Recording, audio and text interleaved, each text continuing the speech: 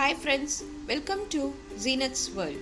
இன்னைக்கு நம்ம பண்ண போற ரெசிபி காலிஃப்ளவர் கிரேவி. இந்த ரெசிபியை பண்றதுக்கு முன்னாடி இந்த சேனலை புதுசா பார்க்குறவங்க ப்ளீஸ் சப்ஸ்கிரைப் பண்ணுங்க. அப்படியே பக்கத்துல உள்ள பெல் பட்டனை அமுக்குங்க. நான் இப்போ காலிஃப்ளவரை சின்னதா கட் பண்ணி இந்த பவுல்ல ஒரு 2 கிளாஸ் தண்ணி ஊற்றி அதில் மஞ்சத்தூளும் கல்லுப்பு கொஞ்சம் போட்டு நல்லா கொதிக்க வைக்கிறேன். அப்போ தான் அதில் உள்ள அந்த புழு ஜெர்ம்ஸ் எது இருந்தாலும் செத்து போயிடும். ஒரு 5 மினிட்ஸ் நல்லா கொதிக்க வச்சா போதும். இந்த மாதிரி சலசலன்னு நல்லா கொதிக்க வச்சுருங்க.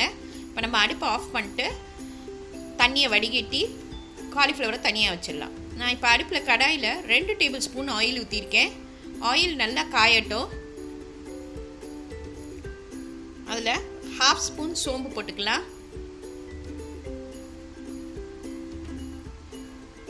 பெரிய வெங்காயம் ஒன்று சின்ன கட் பண்ணி போட்டுடலாம்.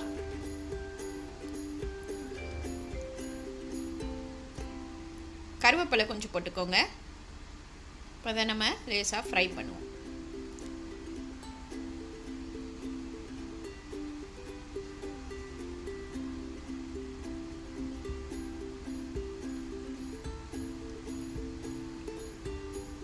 உப்பு கம்மியாகவே போட்டுக்கலாம். ஏற்கனவே நம்ம காலிஃப்ளவரில் வேற போட்டிருக்கோம்.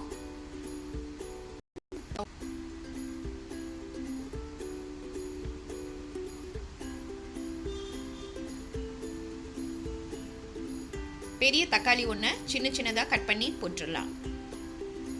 தக்காளி நல்லா வதங்கணும். இப்போ அதில் 1 ஸ்பூன் இஞ்சி பூண்டு பேஸ்ட் போட்டுருவோம். இப்போ எல்லாத்தையும் சேர்த்து நல்லா வதக்கிடலாம்.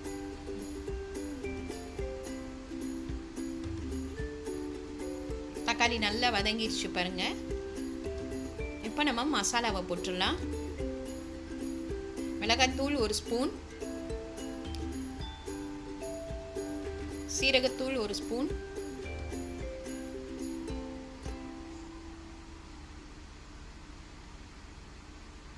கரம் மசாலா 1 ஸ்பூன்,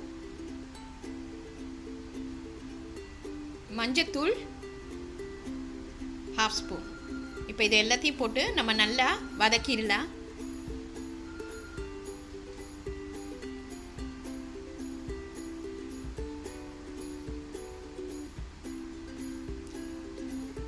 தயிர் 2 ஸ்பூன் ஊற்றிக்கலாம். அப்போ தான் நல்லா புளிப்பாக இருக்கும் கிரேவி.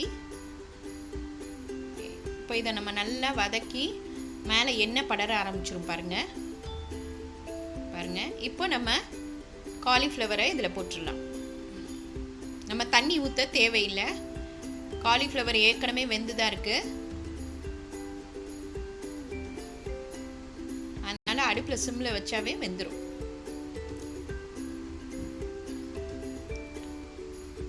இப்போ ஒரு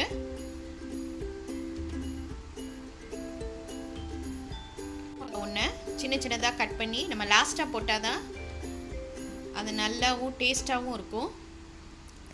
குடமிளகா ரொம்ப வதங்கக்கூடாது, டேஸ்ட்டு போயிடும். இப்போ நம்ம ஒரு 5 நிமிஷம் மூடி வச்சிடலாம். அடுப்பை சிம்மில் வச்சு எடுத்துடலாம்.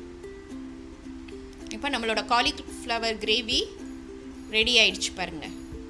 சப்பாத்திக்கு ரைஸ்க்கெல்லாம் இது ரொம்ப சூப்பராக இருக்கும். பூரி சப்பாத்தி கூட ரொம்ப டேஸ்ட்டாக இருக்கும். இதை நம்ம 5 to 10 மினிட்ஸ்க்குள்ளே இந்த கிரேவி பண்ணிடலாம். இது ரொம்ப ஈஸி. இன்றைக்கி இதை ட்ரை பண்ணி பாருங்கள். லைக் பண்ணுங்கள், ஷேர் பண்ணுங்கள், ப்ளீஸ் சப்ஸ்கிரைப் பண்ணுங்கள். உங்கள் கமெண்ட் எனக்கு அனுப்புங்க. தேங்க்யூ.